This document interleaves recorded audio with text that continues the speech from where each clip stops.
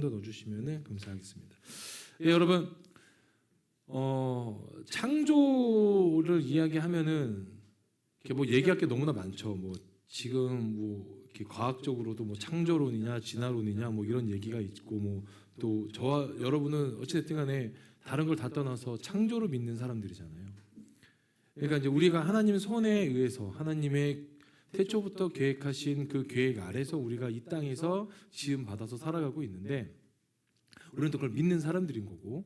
근데 참 안타까운 건 뭐냐면은 아쉽고 안타깝고 좀 믿음적으로 부딪힘이 있는 건 믿는 사람들 사이에서도 창조가 아닌 진화를 얘기하는 사람들이 있다는 거죠. 제가 몇 주 전에 창조와 진화론에 대해서 이 과학계에서 과학자들이 나와서 이 신이 있냐 없느냐로 이렇게 토론하는 영상을 봤는데 그 중에 진화론자가 있는데 진화론자가 그분이 얘기하신 거 자기는 독실한 크리스천이래요. 그러면서 그분은 진화를 믿는다고 하는 거예요. 이게 앞뒤가 안 맞죠. 근데 그분이 얘기하시는 그 진화론의 그 신앙의 기준은 뭐냐면 성경에서 얘기하는 선행, 도덕적인 어떤 연약한 자들을 돕는 것들은 자기들은 받아들인다는 거예요. 그러니까 그건 믿음이 아니죠. 그거는 뭡니까? 그냥 그거는 양심적으로 그냥 이 땅을 살아갈 때에 오는 또 필요하는 행위를 중점으로 믿음을 생활하시는 거겠죠.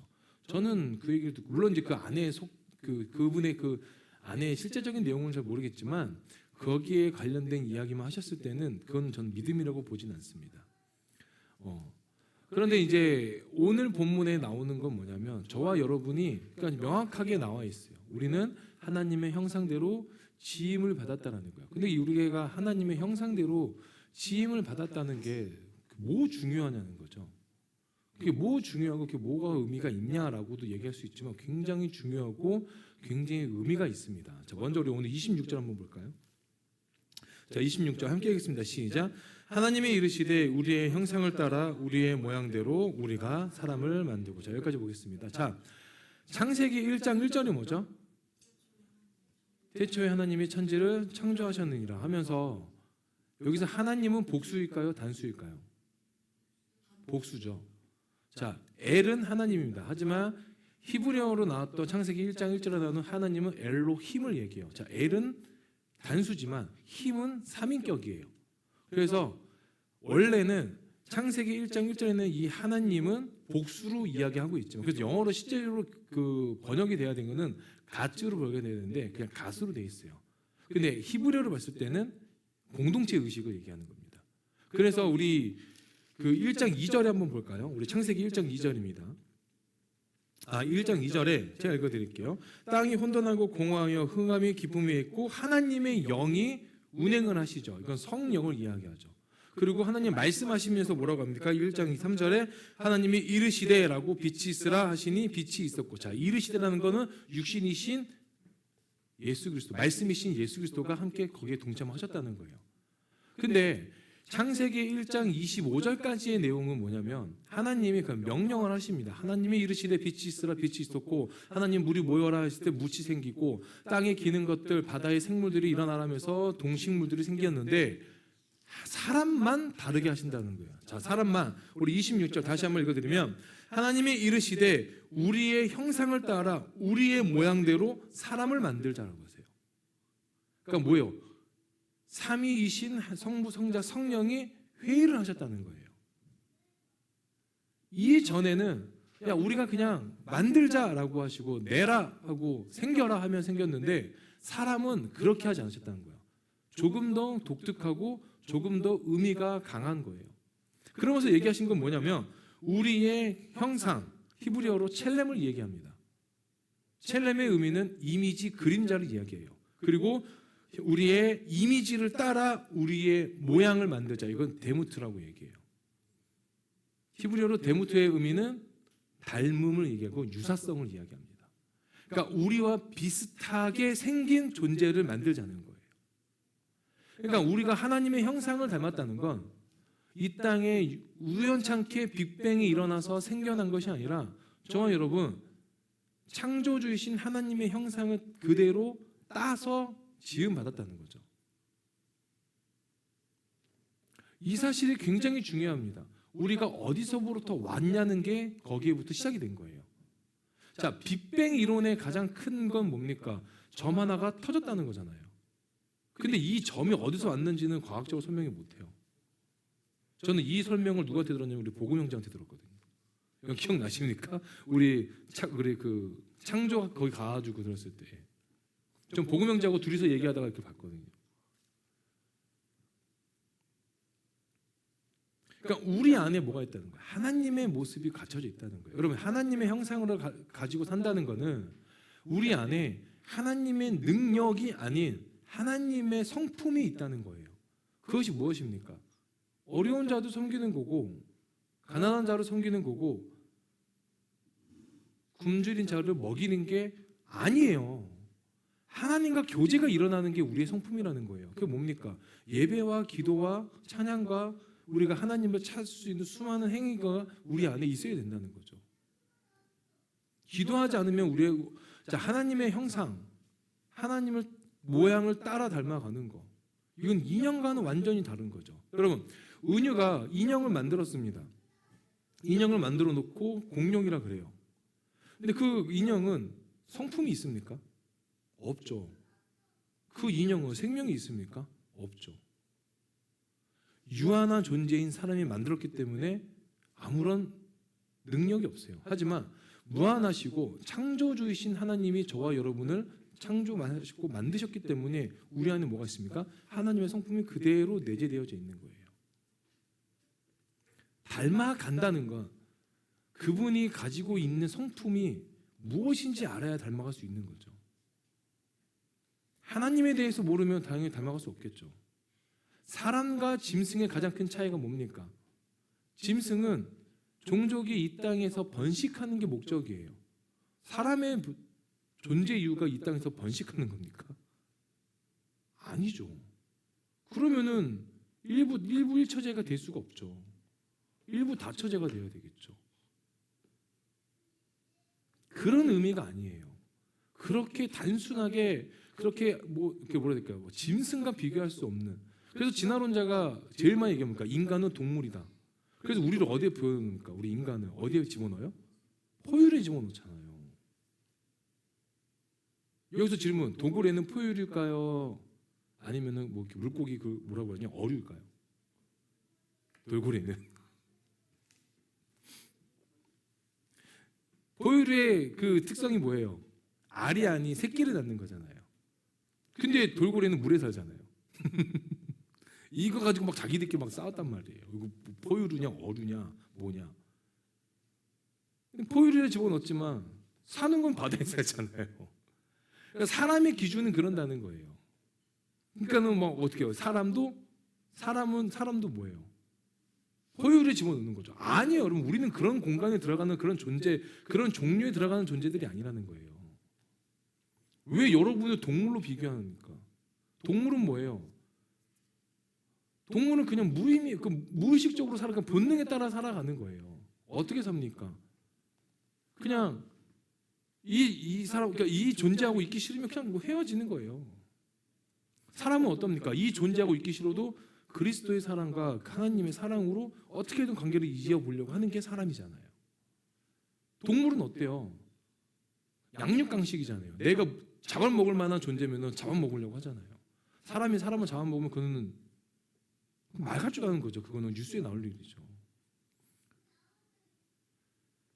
그래서 사람과 동물의 가장 큰 차이는, 동물은 본능을 따라가지만 사람은 본능을 제어할 수 있다는 거예요.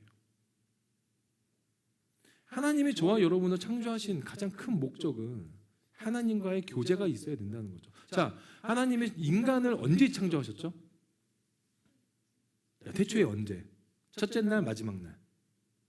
마지막 날이죠. 마지막 날 창조하셨잖아요. 첫째 날은 뭘 만드셨어요? 빛.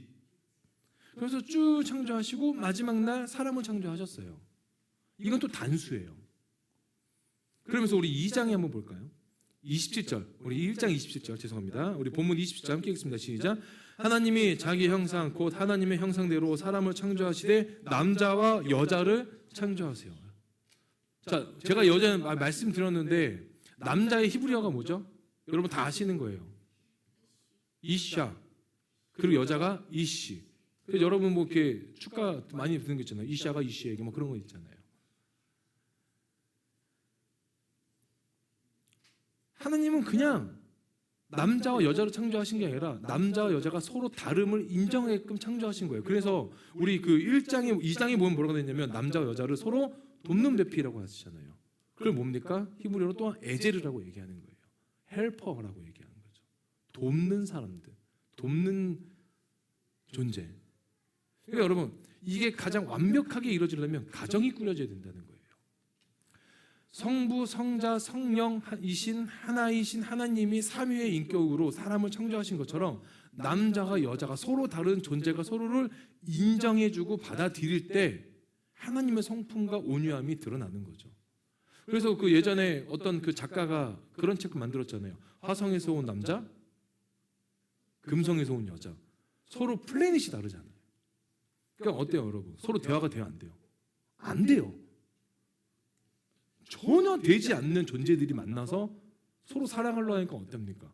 부딪히는 거죠. 싸우는 거죠. 그래서 우리 그 자매들은 형제들은 어떻게 해요? 뭐 이해를 못 하잖아요. 그리고 형제들은 자매를 보고 어때요? 왜 저렇게 살지라고 하면서 답답해하는 경우도 있어요. 근데 중요한 건 뭐예요? 서로 동일하게 하나님이 창조하셨다는 거예요. 그 다름을 인정하는 게 사랑의 시작이에요, 여러분. 하나님의 성품이 우리한테 있는 건 뭐냐면 내가 저 사람을 인정하는 행위부터가 시작이라는 거예요. 쟤는 왜 저렇게 살까? 이거는 인정하는 게 아니라 뭐예요? 비판과 정죄죠.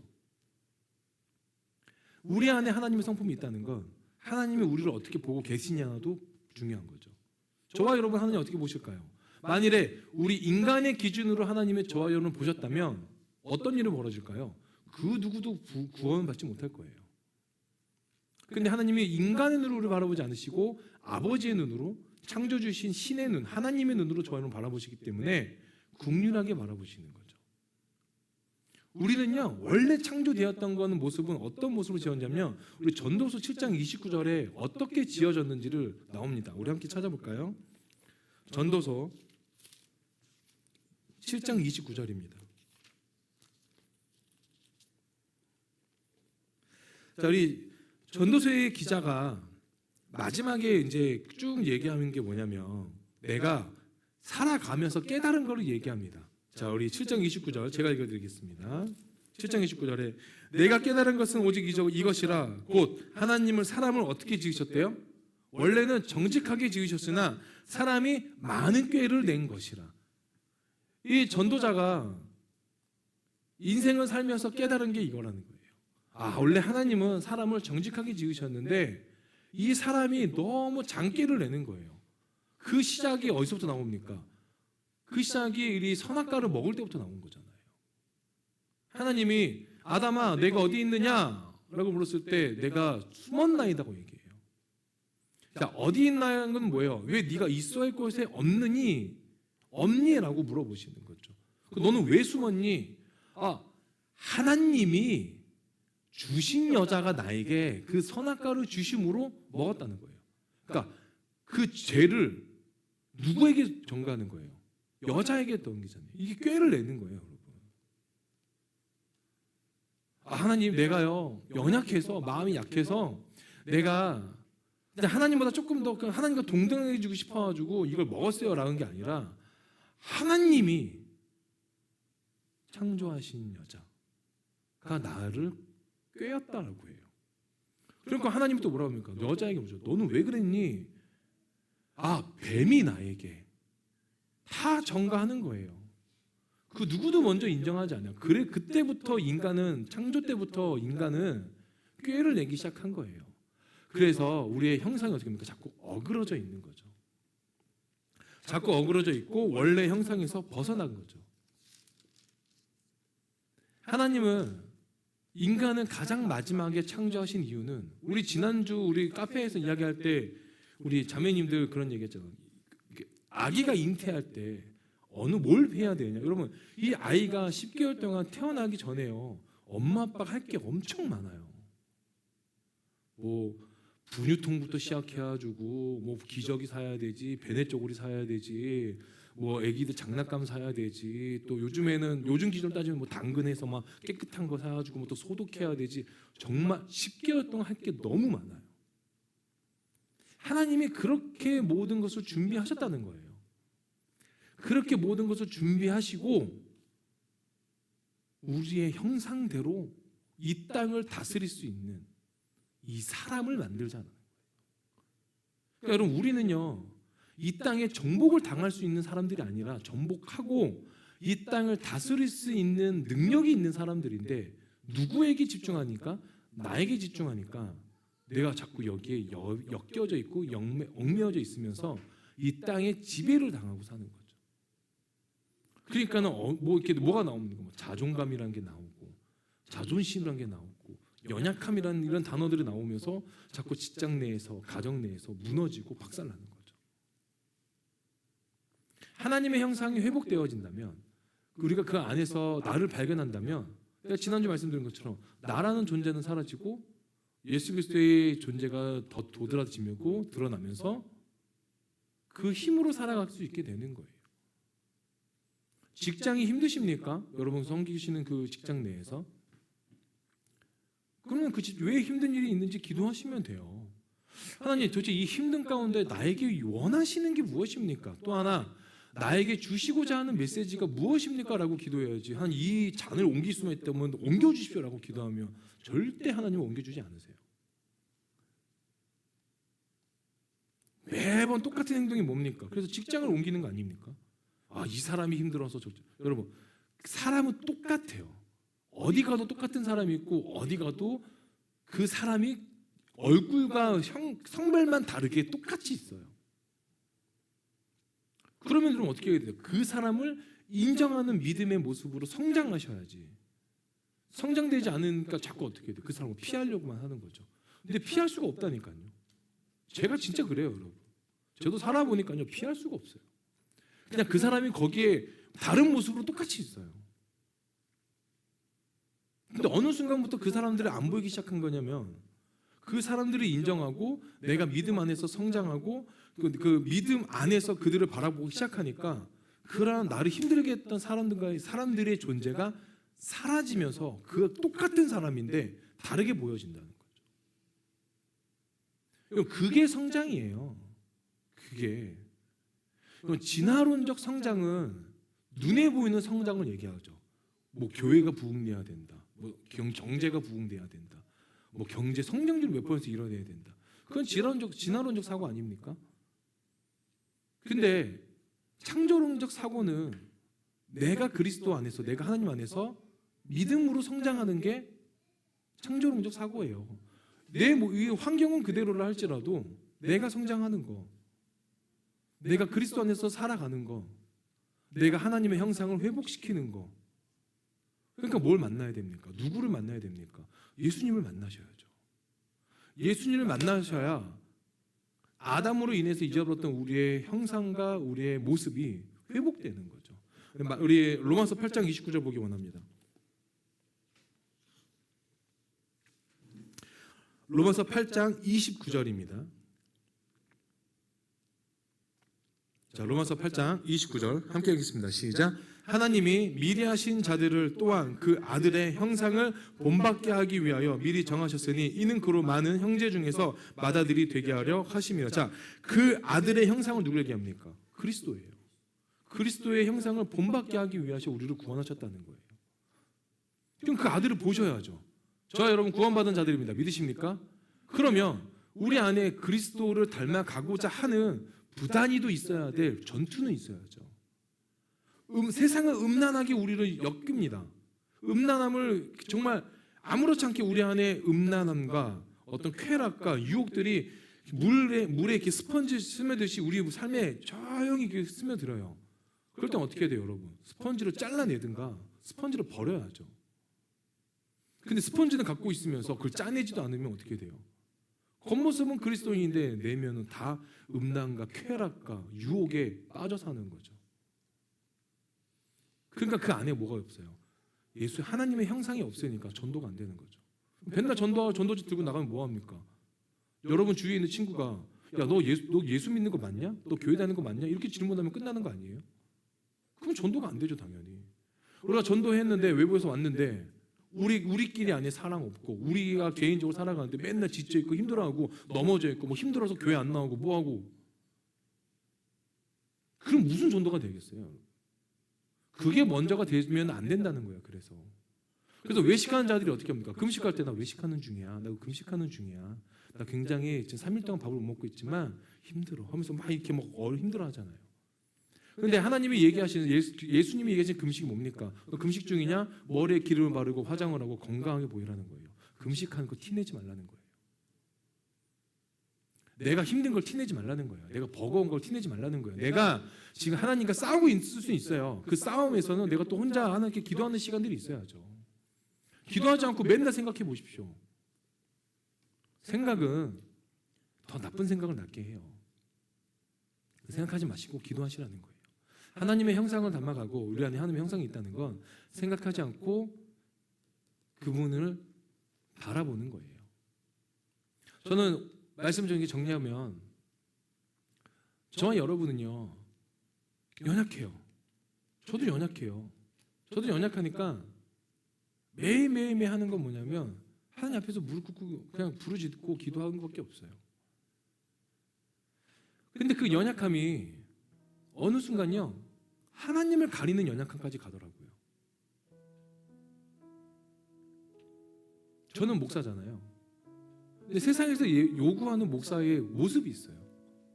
굉장히 인자하고 굉장히 온유하며 차분하고 모든 것을 내어줄 줄 알고 부하게 사는 것보다는 좀 가난하게 살면서 어려운 이웃을 돕는 거. 저에게는 아직 그런 모습은 없거든요. 그럼 내가 갖고 있는 하나님의 형상은 무엇일까? 내가 어떤 걸 가지고 내가 가지고 있는 게 무엇이 있을까 고민하면서 그냥 이거 가지고 내가 복음을 전할 수 있을까? 내가 전도할 수 있을까? 내가 하나님의 형상을 가지고 내가 살아가는 게 도대체 무엇일까? 전 지금도 고민하고 있고 지금도 싸우고 있어요. 그 지금도 하나님 앞에서 물어보고 있어요. 하나님, 내 안에 있는 하나님의 형상이 무엇입니까? 사랑입니까? 온유입니까? 절제입니까? 오래 참음입니까? 기쁨입니까? 무엇입니까? 내 안에 하나님의 형상은 도대체 어떤 모습으로 내재되어져 있습니까? 잘 모르겠어요, 저도 지금. 어떨 때는요 기쁨이 넘쳐요. 근데 어떨 때는요 화가 넘쳐요. 어떨 때는요 하나님 앞에서 은혜로 충만하게 받아서 막 가끔씩 여러분이 너무 사랑스러울 때도 있어요. 근데 어떨 때는요 작은 것 하나 큰 거 하나 이런 거 없이 그냥 뭐 하나가 눈에 안 거슬리기 시작하면 화가 나기 시작한 거예요. 이런 이중적인 저의 모습을 보면서도 도대체 나는 무엇일까? 이 자리에서 이 공간에서 이 가운 입고 설교하고 있는데 너무 이 성도답지 않은 삶을 사는 것 같은 거예요. 성도가 영어로 뭐죠? 세인트잖아요. 세인트가 다른 말로 보면 성인까지 얘기해요. 그러니까 성도란 단어는 가장 낮은 격화되어져 있는 단어가 아니라 가장 격상되어져 있는 단어거든요. 그러니까 우리는 그 성도의 모습을 회복시켜야 되는데 교회에서 저 또한 마찬가지예요. 누가 성도라고 하면요 저도 모르게 저 목사인데요 라고 해요. 목사 직분 중요한 거 아니잖아요. 뭐 능력이 있는 것도 아니고 뭐 다른 게 뭐 투출한 것도 아닌데 근데 이 교회를 이끌어가는 거 여러분과 함께 이 교회를 몸된 지체로서 세워져 가는데 내가 할 수 있는 게 뭘까라고 계속 고민하고 있는 거예요. 내가 할 수 있는 게 무엇일까?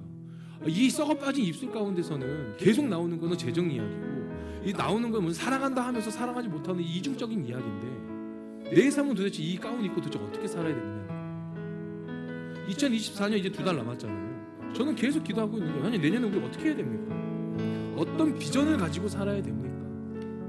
어떤 비전을 가지고 내가 이 지체들에게 이 하나님을 형상을 담고 있는 이 육신에 이 육체 가운데 무엇이 들어야 됩니까? 라고 계속 기도하고 있어요.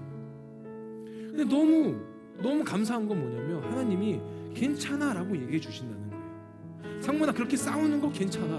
너 지금 스스로 막 부딪히고 있는 거 괜찮아. 그러니까 여러분 제가 여러분보다 나은 게 없잖아요. 근데 여러분보다 못하면 못했지 나은 거 없는 저에게도 하나님이 상문아 괜찮아 라고 얘기하시는데 왜 여러분은 여러분 스스로에게 괜찮다라고 얘기하지 않으시냐는 거예요. 왜 아프면 아프다고 얘기하실 수 있는 분에게 나오셔야 되고, 힘들면 힘든다고 옆에 있는 지지들한테 고백을 하시고 좀 나눔을 하세요. 괜찮아요 여러분. 우리 지체 중에 우리 이직하는 친구들이 있는데, 그 이직하는 친구들이 가끔씩 기도 제목 낼 때, 이직한 지 얼마 안 됐을 때 회사 내에서 관계가 뭐 이런 걸 기도 제목 내잖아요. 그러면 우리 모두 동일하게 여기는 게 뭐냐면요, 이 지체가 또 이런 것 때문에 힘든가? 어떻게 해야 되지? 라는 그 안타까움이 너무 강해요. 여러분, 직장 내에서 어려움 없을 수 없어요. 그러면 그 직장 내에서 어려움을 어떻게 해결하셔야 되는지, 그걸 이제 우리가 기도하고 여러분이 하나님 앞에서 답을 얻으셔야지, 기도 제목만 내면 뭐합니까? 하나님의 형상이 우리 안에 있다는 건 뭡니까? 그리스도의 형상이 회복된 걸 이야기하잖아. 그리스도의 형상이 회복됐다는 거 누가 봐도 그리스도답다는 거예요. 세상에 믿지 않는 자들이 봐도 야, 쟤 진짜 저 안에 예수님의 사랑이 있는 것 같아 라고 그들이 고백할 줄 알아야 된다는 거예요. 일론 머스크라는 사람이 어떠한 토크쇼에 가가지고요, 그 토크쇼에 있는 MC가 그런 얘기를 했어요. 당신 지금 오늘 예수님 믿을 겁니까? 오늘 기독교인이 될 겁니까? 그러니까 그분이, 일론 머스크가 거절을 했어요. 근데 그가 얘기한 게 뭐냐면, 근데 나는 예수 그리스도의 삶은 따라가고자 하는 삶을 살고 싶다라고 얘기했어요. 그분이 가난한 자들을 돌본 거, 그분이 눈여겨보지 않는 자들에게 눈이 들어가면서 그들에게 눈여겨본 거, 그들이 예수님이 사랑할 수 없는 사람들 사이에 들어가서 그들과 살아가시고 사랑하시고 그들을 채우신 거, 나는 그런 삶을 살고 싶다라고 하셨어요. 근데 이게 한편으로는 감사하지만 한편으로는 안타까운 건 뭘까요? 왜 하나님 품으로 들어오지 못하냐는 거예요. 왜 구원의 자리까지는 오지 못하냐는 거예요. 왜 그럴까요? 우리가 그리스도를 믿고 있는 그리스도인들이 그렇게 구원의 기쁨조차 내뱉지 못하고 있으니까 그들이 보는 건 뭡니까? 예수님의 삶 말고는 보는 게 없는 거예요. 저와 여러분 어떠한 삶을 살아야 됩니까? 우리 안에 하나님의 형상이 내재되어 있다면 그리스도의 삶 그 이상의 것을 우리가 보여줘야 되는 거죠. 이게 뭡니까? 하나님은 사랑이시다. 하나님은 너처럼 엉망인 사람도 사랑하신다. 하나님은 나처럼 무너진 삶도 세우신다. 라는 확고한 믿음과 확고한 결단 안에서 우리가 살아간다면 세상 그 어느 누구가 우리를 보고 비판하고 우리를 욕하겠습니까? 오히려 우리를 보고, 야, 정말 너희는 예수 믿는 사람들이구나. 정말 너희는 기독교적 사랑을 표현하고 있는 사람들이구나. 정말 너희는 하나님을 사랑하는 사람들이구나. 그렇게 얘기하지 않겠습니까? 오늘 그러한 믿음의 결단이 있기를 소망합니다. 맨날 하나님 믿음 주세요 라고 기도하십시오. 믿음 안 와요. 여러분, 결단하셔야죠. 작은 결단 하나가 시작입니다. 그 결단을 통해서 그리스도의 형상을 회복하시는, 그리고 하나님의 형상대로 살아가시는 저 여러분들께 소망합니다. 아멘. 함께 기도하겠습니다.